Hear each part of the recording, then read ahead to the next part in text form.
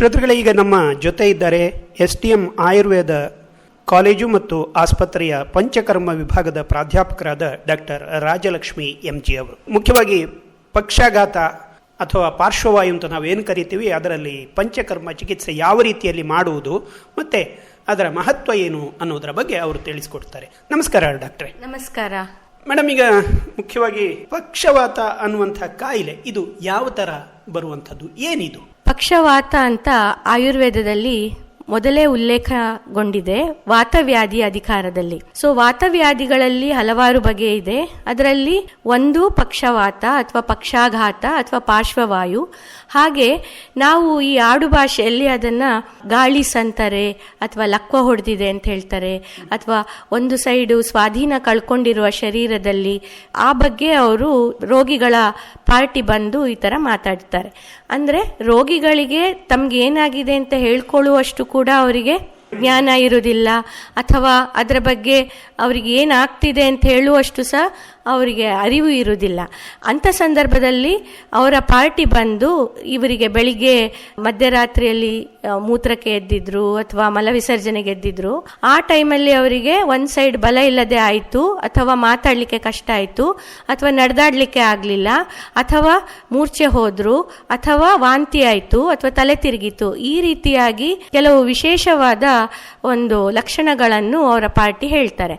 So ಹೀಗೆ ಆದ್ಮೇಲೆ ನಾವು ಅವರನ್ನ ಪರೀಕ್ಷೆ ಮಾಡಿದಾಗ ಅವರಿಗೆ ಒಂದು ಪಾರ್ಶ್ವದಲ್ಲಿ ವಾಮ ಪಾರ್ಶ್ವ ಅಥವಾ ದಕ್ಷಿಣ ಪಾರ್ಶ್ವ ಅಂತ ಹೇಳ್ತೀವಿ, ಎರಡರಲ್ಲಿ ಒಂದು ಪಾರ್ಶ್ವದಲ್ಲಿ ಬಲಹೀನತೆ ಇರ್ಬೋದು ಅಥವಾ ಬಲ ಕಡಿಮೆ ಇರುವುದನ್ನು ನಾವು ನೋಡ್ತೀವಿ.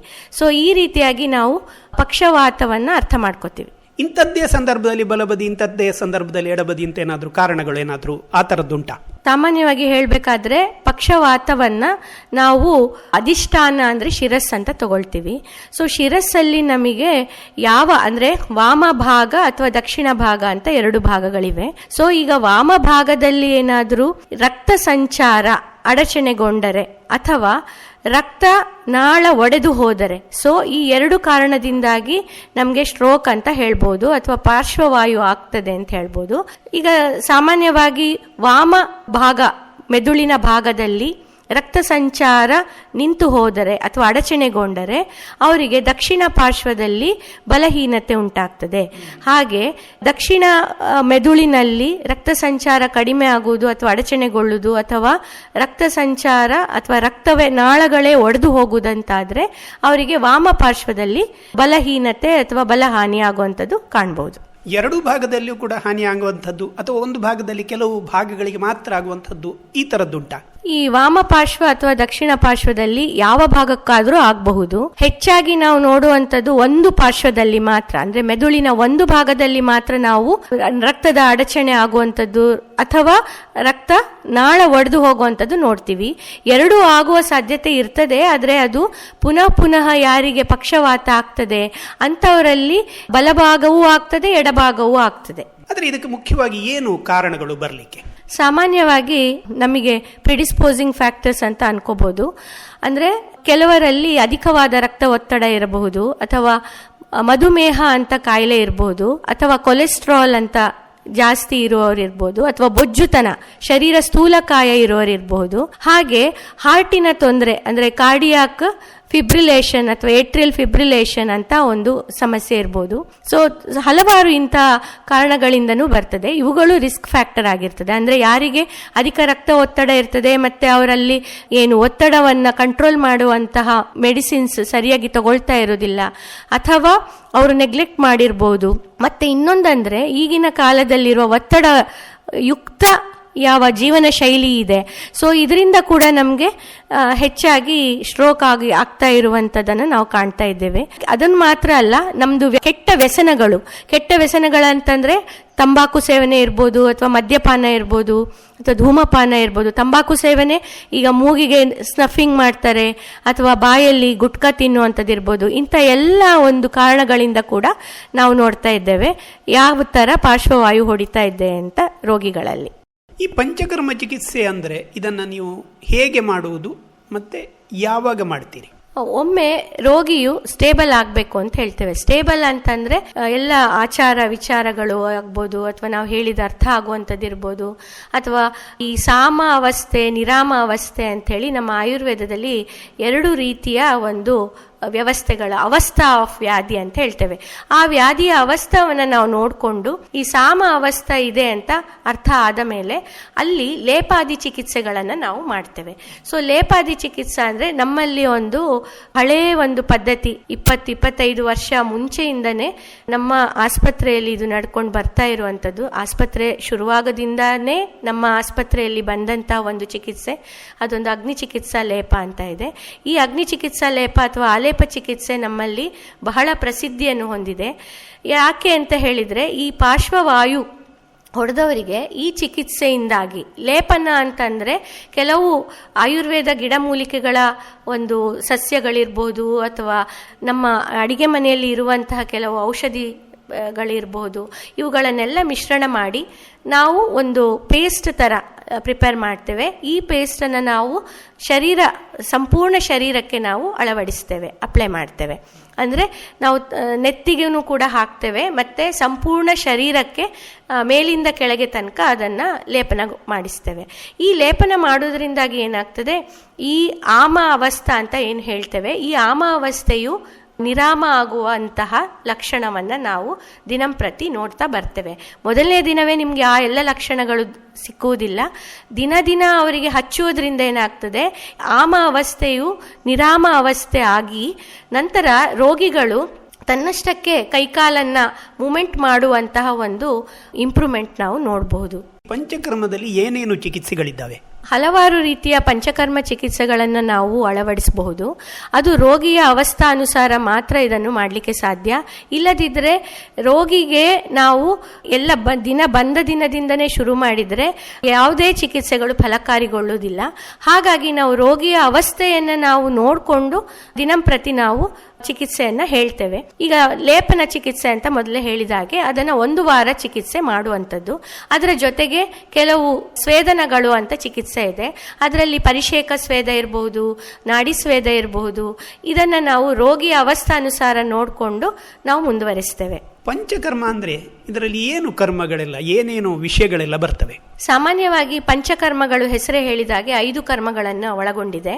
ಇದರಲ್ಲಿ ವಮನ ಅನ್ನುವಂಥದ್ದು ಮೊದಲನೇ ಕರ್ಮ, ವಿರೇಚನ ಅನ್ನುವಂಥದ್ದು 2ನೇ ಕರ್ಮ, 3ನೇದು ನಿರೂಹ ಬಸ್ತಿ, 4ನೇದು ಅನುವಾಸನ ಬಸ್ತಿ, 5ನೇದು ನಸ್ಯ ಕರ್ಮ ಅಂತ ಈ ರೀತಿ 5 ಕರ್ಮಗಳನ್ನು ನಮ್ಮ ಆಯುರ್ವೇದ ಶಾಸ್ತ್ರದಲ್ಲಿ ಹೇಳಲ್ಪಟ್ಟಿದೆ. ಸೊ ಈ ಎಲ್ಲ ಕರ್ಮಗಳನ್ನು ಕೂಡ ನಾವು ಎಲ್ಲ ವ್ಯಾಧಿಗಳಲ್ಲಿ ಮಾಡಲಿಕ್ಕೆ ಆಗುವುದಿಲ್ಲ. ಮತ್ತೆ ಪಾರ್ಶ್ವವಾಯು ಹೊಡೆದವರಲ್ಲಿ ಕೂಡ ಎಲ್ಲ ಕರ್ಮಗಳನ್ನು ಕೂಡ ನಾವು ಪ್ರತಿ 1 ದಿನದಿಂದನೇ ಇದನ್ನು ಶುರು ಮಾಡಲಿಕ್ಕೆ ಆಗೋದಿಲ್ಲ. ಹಾಗಾಗಿ ಅವಸ್ಥಾ ಅನುಸಾರ ನಾವು ಎಲ್ಲ ಪಂಚಕರ್ಮಗಳನ್ನು ಕೂಡ ಕಂಡು ಹಿಡಿದು ಇಂಥ ಪೇಷಂಟಿಗೆ ಇಂಥದೇ ಮಾಡಬೇಕು ಅಂತೇಳಿ ನಾವು ಡಿಸೈಡ್ ಮಾಡಿ ಮುಂದುವರಿಸ್ತೇವೆ. ಸಾಮಾನ್ಯವಾಗಿ ಪಾರ್ಶ್ವವಾಯುವಿನಲ್ಲಿ ನೀವು ಪಂಚಕರ್ಮ ಪ್ರಾರಂಭ ಮಾಡುವುದು ಯಾವಾಗಿನಿಂದ? ಪಾರ್ಶ್ವವಾಯುವಲ್ಲಿ ನಾವು 1 ವಾರದ ನಂತರ ಅಥವಾ 10 ದಿನಗಳ ನಂತರ ಪೇಷಂಟ್ ಸ್ಟೇಬಲ್ ಆಗಿದ್ದಾರೆ ಅಂತ ತಿಳ್ಕೊಂಡ ಮೇಲೆ, ಅಂದರೆ ಅವರಿಗೆ ಹಸಿವೆ ಅನ್ನೋದು ಗೊತ್ತಾಗ್ತಾ ಇದೆ, ಅಥವಾ ಅವರಿಗೆ ಮಲಮೂತ್ರ ವಿಸರ್ಜನೆಯ ಬಗ್ಗೆ ತೊಂದರೆ ಇಲ್ಲ, ಅರಿವಿಲ್ಲದಿದ್ರೂ ಕರೆಕ್ಟ್ ಆಗ್ತಾ ಇದೆ ಅಂತ ಆದ ಮೇಲೆ ನಾವು ಅವರಿಗೆ ಲೇಪನ ಚಿಕಿತ್ಸೆ ಅಂತದನ್ನೆಲ್ಲ ಮಾಡ್ತೇವೆ. ಸೊ ಲೇಪನ ಚಿಕಿತ್ಸೆಯಲ್ಲಿ ಇಡೀ ಸರ್ವಾಂಗ ಶರೀರಕ್ಕೆ ನಾವು ಲೇಪನ ಹಚ್ಚಿಸ್ತೇವೆ. ಅದನ್ನು ಒಂದು 4 ಗಂಟೆ ಹೊತ್ತು ಅಲ್ಲಿ ದೇಹದ ಮೇಲೆ ಇರುವ ಹಾಗೆ ನೋಡಿಕೊಂಡು, ಅಂದರೆ ಫ್ಯಾನ್ ಎಲ್ಲ ಅವಾಯ್ಡ್ ಮಾಡ್ತೇವೆ, ಗಾಳಿ ಬರದಾಗೆ ನೋಡ್ಕೋತೇವೆ. ಸೊ 4 ಗಂಟೆಯಲ್ಲಿ ಅದು ಲೇಪ ಒಣಗ್ತದೆ. ಒಣಗಿದ ಮೇಲೆ ಬಿಸಿನೀರಲ್ಲಿ ಸ್ನಾನ ಮಾಡಿಸ್ತೇವೆ. ಇದು ಮಾತ್ರ ಅಲ್ಲ, ಪೇಷಂಟಲ್ಲಿ ಪರಿಷೇಕ ಸ್ವೇದ ಅಂತಿದೆ, ಅದು ಕಷಾಯ ಸ್ನಾನ ಅಂತ. ಕೆಲವು ಔಷಧಿ ಸಸ್ಯಗಳ ಒಂದು ಗಿಡಮೂಲಿಕೆಗಳ ಒಂದು ಮೂಲದಿಂದಾಗಿ ಕಷಾಯವನ್ನು ಪ್ರಿಪೇರ್ ಮಾಡಿ ಆ ಕಷಾಯದಿಂದ ಸ್ನಾನವನ್ನ ಮಾಡಿಸುವಂಥದ್ದು ಮಾಡ್ತೇವೆ. ಮತ್ತೆ ನಾಡಿ ಸ್ವೇದ ಅಂತನೂ ಇದೆ. ಆ ನಾಡಿ ಸ್ವೇದ ಯಾವ ಭಾಗಕ್ಕೆ ಆಗಿದೆ ಆ ಭಾಗಕ್ಕೆ ಹೆಚ್ಚಾಗಿ ನಾಡಿ ಸ್ವೇದ ಅಂತನೂ ಮಾಡ್ತೇವೆ. ಇದು ಕುಕ್ಕರಿಂದಾಗಿ ಸ್ಟೀಮ್ ಕೊಡುವಂತ ಒಂದು ಪ್ರಕ್ರಿಯೆ. ಸಾಮಾನ್ಯ ಈ ನೀವು ಹೇಳಿದಂತಹ ಎಲ್ಲ ರೀತಿಯ ಚಿಕಿತ್ಸೆಗಳನ್ನು ಎಷ್ಟು ಸಮಯ ಸಾಮಾನ್ಯ ಮಾಡಬೇಕಾಗ್ತದೆ? ಯಾವ ರೀತಿ ಮಾಡಬೇಕಾಗ್ತದೆ? ಈ ಎಲ್ಲ ಚಿಕಿತ್ಸೆಯನ್ನು ನಾವು ಮೊದಲನೇದಾಗಿ 1 ವಾರ ಮಟ್ಟಿಗೆ ಸೀಮಿತಗೊಳಿಸ್ತೇವೆ. 1 ವಾರದಲ್ಲಿ ನಮಗೆ ಒಂದು ಪೇಷಂಟ್ಸಲ್ಲಿ ಇಂಪ್ರೂವ್ಮೆಂಟ್ ಅಂತಂದರೆ ಕೈ ಎತ್ತಲಿಕ್ಕಾಗ್ಬೋದು, ಕಾಲನ್ನು ಮಡಿಸ್ಲಿಕ್ಕಾಗ್ಬೋದು, ಅಥವಾ ಬೆರಳುಗಳ ಒಂದು ಮೂಮೆಂಟ್ ಇರಬಹುದು, ಅಥವಾ ಮಾತಾಡೋದ್ರಲ್ಲಿ ಸ್ವಲ್ಪ ವ್ಯತ್ಯಾಸ ಬಂದಿದ್ದಿರಬಹುದು, ಅಥವಾ ಕೈ ಭಾರ ಆಗ್ತಾ ಇದ್ದದ್ದು ಭಾರ ಕಡಿಮೆ ಆಗಿರಬಹುದು, ಕೈ ನೋವಿರುವುದು, ಶೀತತೆ ಇರುವಂಥದ್ದೆಲ್ಲ ಕಡಿಮೆ ಆಗಿರುವಂಥದ್ದು, ಇಂಥ ಎಲ್ಲ ಲಕ್ಷಣಗಳನ್ನು ನಾವು 1 ವಾರದಲ್ಲಿ ನೋಡ್ತೇವೆ. ಇದು ಆದ ಮೇಲೆ ನಮ್ಮ ಸೆಕೆಂಡ್ ಲೈನ್ ಆಫ್ ಟ್ರೀಟ್ಮೆಂಟ್ ಅಂತ ಹೇಳ್ತೀವಿ. ಇದರಲ್ಲಿ ನಾವು ಅಭ್ಯಂಗಾದಿ ಕ್ರಿಯೆಗಳನ್ನು ಮಾಡ್ತೇವೆ. ಸ್ವಲ್ಪ ಪೇಷಂಟ್ಸಲ್ಲಿ ಇಂಪ್ರೂವ್ಮೆಂಟ್ ಆದ ಮೇಲೆ ನಾವು ಎಣ್ಣೆ ಹಚ್ಚುವಂಥದ್ದು, ಅಂದರೆ ಈ ಕಾಯಿಲೆಗೆ ಬೇಕಾದಂತಹ ಕೆಲವು ಔಷಧಯುಕ್ತ ಎಣ್ಣೆಗಳನ್ನು ನಾವು ಅಭ್ಯಂಜನ ಸ್ನಾನವನ್ನು ಮಾಡಿಸ್ತೇವೆ. ಮತ್ತು ಕೆಲವು ಪಿಂಡ ಸ್ವೇದಗಳು ಅಂತಿದೆ, ಅಂದರೆ ಶಾಲಿ ಪಿಂಡ ಸ್ವೇದ ಇರ್ಬೋದು, ತಿಲಪಿಂಡ ಸ್ವೇದ ಇರ್ಬೋದು, ಗೋಧೂಮ ಪಿಂಡ ಸ್ವೇದ ಇರ್ಬೋದು. ಹೀಗೆ ವಿವಿಧ ಬಗೆಯ ಪಿಂಡ ಸ್ವೇದಗಳನ್ನು ಕೂಡ ನಾವು ಮಾಡ್ತೇವೆ. ಅದರೊಟ್ಟಿಗೆ ನಾವು ಪಂಚಕರ್ಮದಲ್ಲಿ ಒಂದಾದಂತಹ ಬಸ್ತಿ ಅಂತ ಚಿಕಿತ್ಸೆಯನ್ನು ಬಲಕ್ಕೆ ಅನುಸಾರವಾಗಿ ನೋಡಿಕೊಂಡು ಕೂಡ ಮಾಡ್ತೇವೆ. ಜನಸಾಮಾನ್ಯರು ಈ ಪಾರ್ಶ್ವವಾಯುವನ್ನು ಬಾರದ ಹಾಗೆ, ಇದು 2ನೇ ಅತ್ಯಂತ ದೊಡ್ಡ ಕಾಯಿಲೆ ಹೇಳಿದ್ರಿ, ತಡೆಯುವಂತಹ ವಿಧಾನ, ಅದಕ್ಕೆ ಪ್ರಿಕಾಷನ್ಸ್ ಯಾವ ರೀತಿ ತಗೊಳ್ಬೇಕು? ಪ್ರಿಕಾಷನ್ಸ್ ಅನ್ನ ಖಂಡಿತವಾಗಿ ತಗೊಳ್ಬೇಕಾಗ್ತದೆ. ನಾವು ಒತ್ತಡ ರಹಿತ ಜೀವನ ಶೈಲಿಯನ್ನ ನಮ್ಮ ದೈನಂದಿನ ಚಟುವಟಿಕೆಗಳಲ್ಲಿ ಅಳವಡಿಸಬೇಕಾಗ್ತದೆ. 2ನೇದು BP ಬರದೇ ಇರುವಂತಹ ಒಂದು ಯೋಚನೆ ಮಾಡಬೇಕು. ಮತ್ತು ಶುಗರು ನಮಗೆ ಬರಬಾರ್ದು ಅಂತ ನಮ್ಮ ಜೀವನ ಶೈಲಿಯಲ್ಲಿ ನಾವು ವ್ಯತ್ಯಾಸ ಮಾಡ್ಕೊಳ್ಬೇಕಾಗ್ತದೆ. ಮತ್ತು ಕೊಲೆಸ್ಟ್ರಾಲ್ ಜಾಸ್ತಿ ಇರಬಾರ್ದು, ಮತ್ತು ನಮಗೆ ಬೊಜ್ಜು ಜಾಸ್ತಿ ಇರಬಾರ್ದು. ಬೊಜ್ಜಿಂದಾಗಿ ಕೂಡ ಎಲ್ಲ ಹಲವಾದ ಕಾಯಿಲೆಗಳು ಬರ್ತದೆ. ಅದು ಮಾತ್ರ ಅಲ್ಲ, ನಮಗೆ ದುಶ್ಚಟಗಳು ಇರಬಾರ್ದು. ಮತ್ತು ನಮ್ಮ ಒಂದು ಜೀವನ ಶೈಲಿಯಲ್ಲಿ ಸಾಧಾರಣವಾಗಿರಬೇಕು. ನಾವು ಹೊರಗಿನ ಆಹಾರಕ್ಕೆ ಮೊರೆ ಹೋಗಬಾರದು. ಮನೆಯಲ್ಲಿ ಮಾಡಿದಂಥ ಆಹಾರವನ್ನೇ ಯಾವಾಗಲೂ ಉಪಯೋಗ ಮಾಡಬೇಕು. ಮತ್ತು ಬಿಸಿಯಾದ ಆಹಾರ ತಗೋಬೇಕು. ಅದಾದ ನಂತರ ಪ್ರಕೃತಿಗೆ ಅನುಸಾರವಾಗಿ ನಮ್ಮ ಜೀವನ ಶೈಲಿಯನ್ನು ನಾವೇ ರೂಪಿಸಿಕೊಂಡ್ರೆ ಎಂಥ ಕಾಯಿಲೆಗಳು ಬರದೇ ಇದ್ದಾಗಿ ನಾವು ನಮ್ಮನ್ನು ಚೆನ್ನಾಗಿ ನೋಡ್ಕೋಬಹುದು. ಒಳ್ಳೆಯದು ರಾಜಲಕ್ಷ್ಮಿ ಅವರೇ. ಮುಖ್ಯವಾಗಿ ಪಕ್ಷಾಘಾತ ಮತ್ತು ಅದರಲ್ಲಿ ಯಾವ ರೀತಿಯಲ್ಲಿ ಆಯುರ್ವೇದ ಚಿಕಿತ್ಸೆ ಹಾಗೂ ಪಂಚಕರ್ಮ ಚಿಕಿತ್ಸೆಯನ್ನ ಮಾಡಬಹುದು ಅನ್ನೋದರ ಒಂದು ಮಾಹಿತಿಯನ್ನು ಕೊಟ್ಟಿದ್ದೀರಿ. ಧನ್ಯವಾದಗಳು. ನಮಸ್ಕಾರ.